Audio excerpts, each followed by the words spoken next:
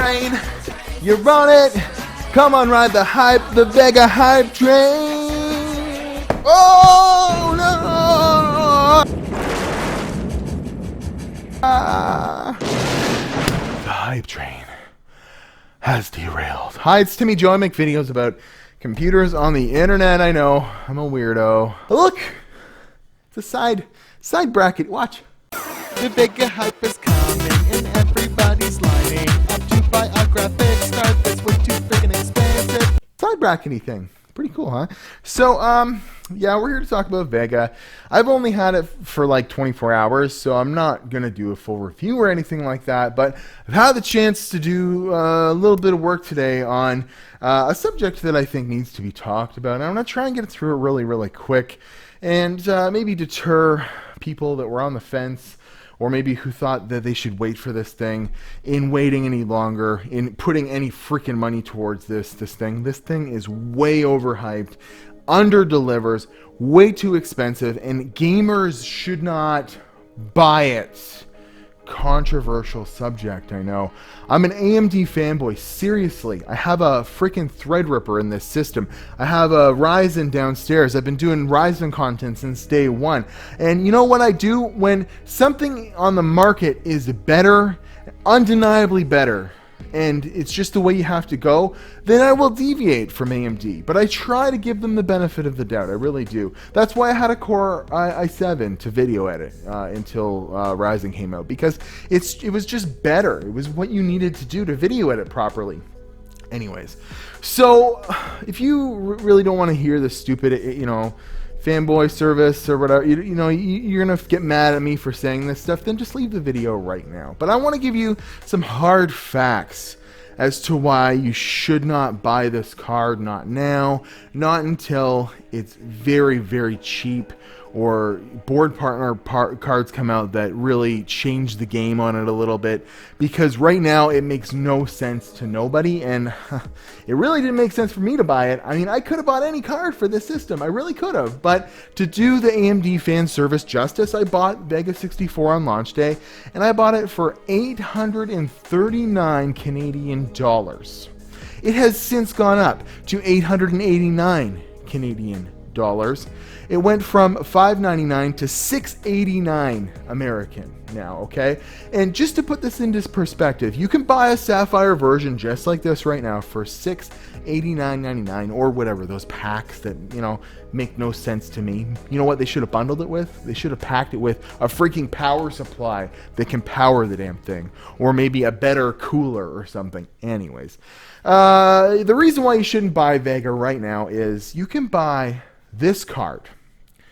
3-fan, awesome 1080 Ti from Gigabyte, okay? Not even a blower reference model like I'm holding in my hand, but a proper video card for $509.99. And heck, you even have two blower options at that price point, okay?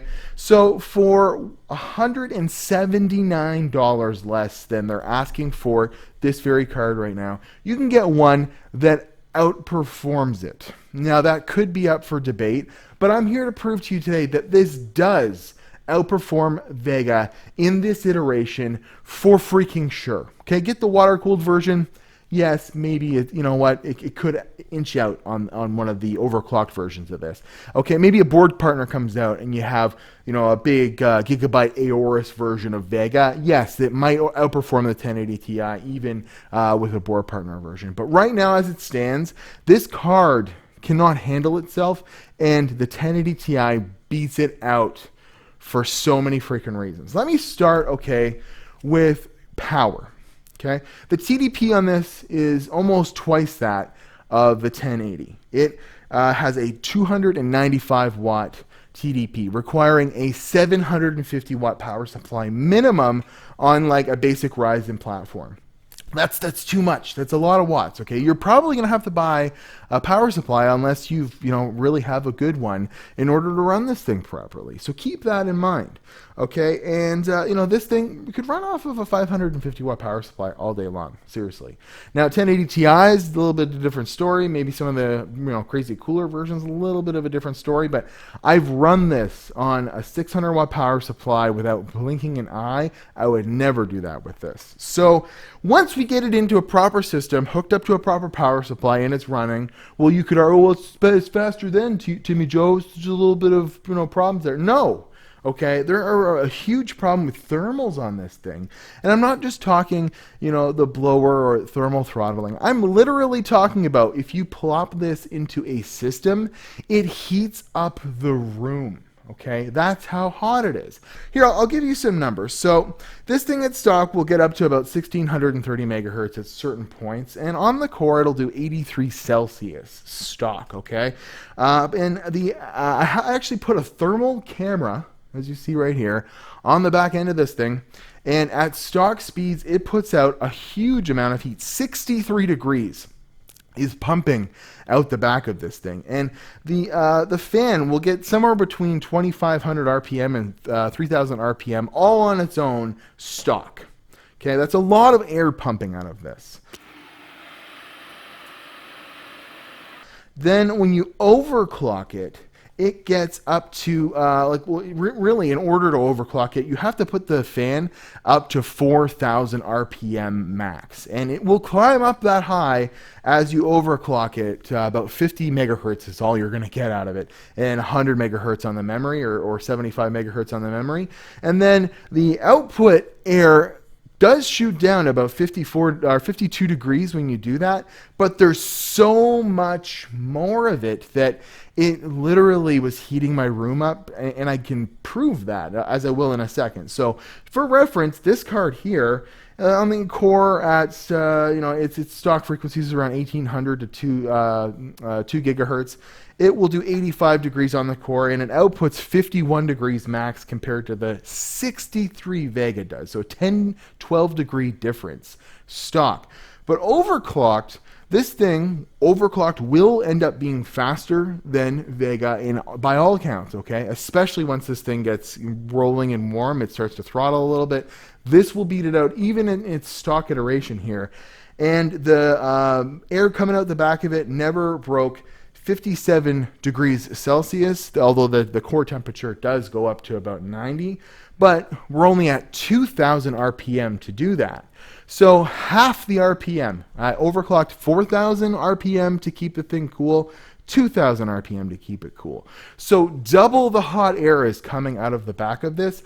And I ran all my benchmarks. I ran 3 benchmarks for today. That's about it. This isn't by no means a performance review, but we'll get to that in a minute. Maybe in games, you're going to have a little bit of a different story. I didn't play games today. I did synthetic Firestrike benchmarks, as we'll see in a second. But I ran my gambit of tests on this, okay? And I had a thermometer sitting beside as you see here, the computer about 6 inches, a foot away, and it got a little bit above ambient on that thermometer, about 25 degrees. When running the same test, the Firestrike Score Time Spy on this in its perpetual loop, it actually brought the air around the computer up to about 28 degrees or 80 degrees Fahrenheit. Now, you might say, well, that's not the whole room. Well, you know where you put your computer? You put it beside you when you're playing video games. That's too hot, especially if you don't have air conditioning, especially if it's really muggy and hot out. You're going to be annoyed by how hot and loud this gets because 4,000 RPM sounds like a screeching jet plane. So power, thermals, that all doesn't matter if it performs. Well, I'm happy to report these two, okay, the reference, the Frontier Edition versus the Founders Edition, Vega stock does beat it out in synthetic benchmarks, at least the ones I ran. Okay, so I ran Firestrike Regular, Firestrike Extreme, and Time Spy, and what I did was I ran one card at stock speeds, one card overclocked, switched them out, did the same thing, recorded the thermals all along, and recorded the scores all along. And at stock frequencies, Vega actually fares out pretty well, especially its first run when it's like dead cold on a boot up. Okay, I actually got 17,259 cold in regular old Firestrike, which is a very, very good score. It kicks the ass of the 1080 stock by about 400 points. So we're looking good off the hop. And to give you some context, I have that result from Vega Frontier Edition, and it got 15,250. Okay, so it's doing way better than the Frontier Edition's early on drivers. I'm sure that by now the drivers have, been fixed up a little bit for that, but it's doing pretty well compared to my initial tests with the blue and yellow card. Moving on to Extreme, I got 10,000 even, 10,001 when the GTX 1080 did 9662, so it's beating it pretty good there. And then by the time this gets up, starts thermal throttling a little bit, it brings its score down to be actually worse in Time Spy than the 1080. It got 7220 when the 1080 got 7263. But that's a hell of a lot better than the Frontier Edition's 6700 in Time Spy. So there have been improvements made here, and I'm sure there are more to come for sure, especially once developers start to work them out. But is it really worth it with all the power and thermal concerns I brought up already? I don't know. So now, one more caveat. Let's overclock the bitches. This thing does not overclock, okay? It gets about 50 megahertz overclock, and that is with bumping the fan curve up to an insane audible frequency you wouldn't want to game with unless you had noise-canceling headphones on. Okay, and overclocked, it takes its Firestrike score down a bit actually, because it can't hit that first cold mark to 16,994. Where the 1080 does 17,064. So we're about on par now, okay? Now that they're both overclocked and they're both heated up, because they were definitely both heated up at that point for the regular old Firestrike score. Well, now we'll move up to 1440p benchmark, the Firestrike Extreme, 10,457. So we see a 500 point boost over the stock frequencies on Vega, but you know what? GTX 1080 beats it out, 10,474. Beats it out by about, margin of error, 20 points. So it's right up there with it. And then we move on to Time Spy. Vega gets 7,500. The GTX 1080 gets 7,802. Beating it out. Okay, beating it out again. So what's my takeaway from this? Well, this is a very specific test. In fact, I didn't even run this test more than once because I was more concerned with seeing where the thermals and power draw really got than to care too much about the benchmarks. I especially think that drivers will mature for this and the synthetics will favor the Vega card, especially when board partners and especially when they figure out overclocking a little bit better. But that doesn't really change the fact that this is $180 cheaper than this. It outperforms it. It's way cooler. It draws less power. You can go and buy several iterations of them.